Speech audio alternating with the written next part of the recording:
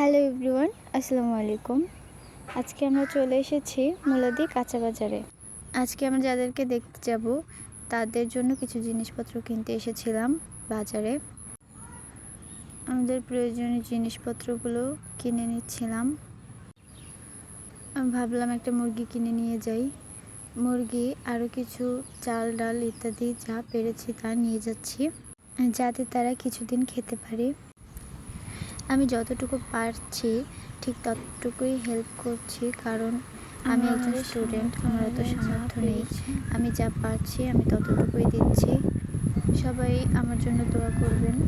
কিছু বড় ভাই আছে যারা আমাকে খুব হেল্প করেছে, তাদেরকে অনেক ধন্যবাদ। এবার আমরা তার বাসার উদ্দেশ্যে রওনা দিলাম। তার বাসা হচ্ছে ভ্যালি ব্রিজ। তার থাকার মতো একটি ঘরও নেই আমি যতটুকু জানি। আঙ্কেল খুবই অসুস্থ, সে কোনো কাজকর্ম করতে পারে না।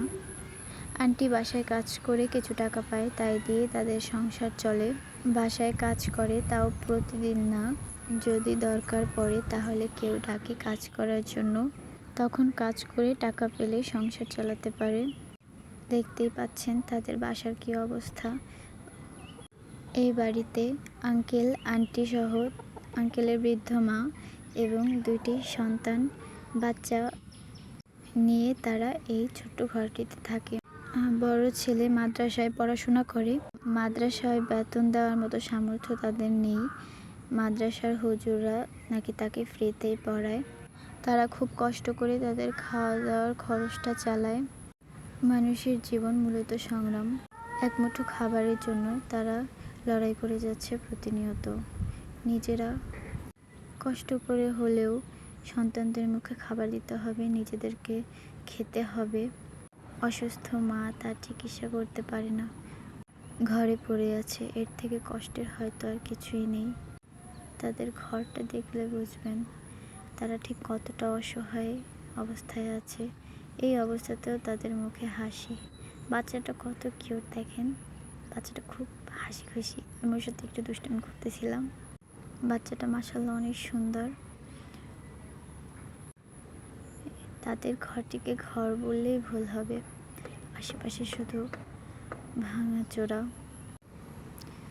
ঘরের ভিতরে তার অসুস্থ মা, এই যে তার অসুস্থ মা ঘরে পড়ে আছে, ঠিকমতো কথা বলতে পারে না, খুবই অসুস্থ।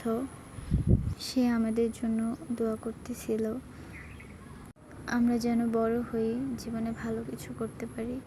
তাই আসলে গরিব মানুষ খুব অল্পতেই খুশি। আল্লাহ তাদেরকে খুব ভালো রাখুক, তার নেক হায়াত দান করে দিক। মানুষ মানুষের জন্য, মানুষ হন, মানুষের পাশে দাঁড়ান। আজকে এই পর্যন্তই। আল্লাহ হাফেজ।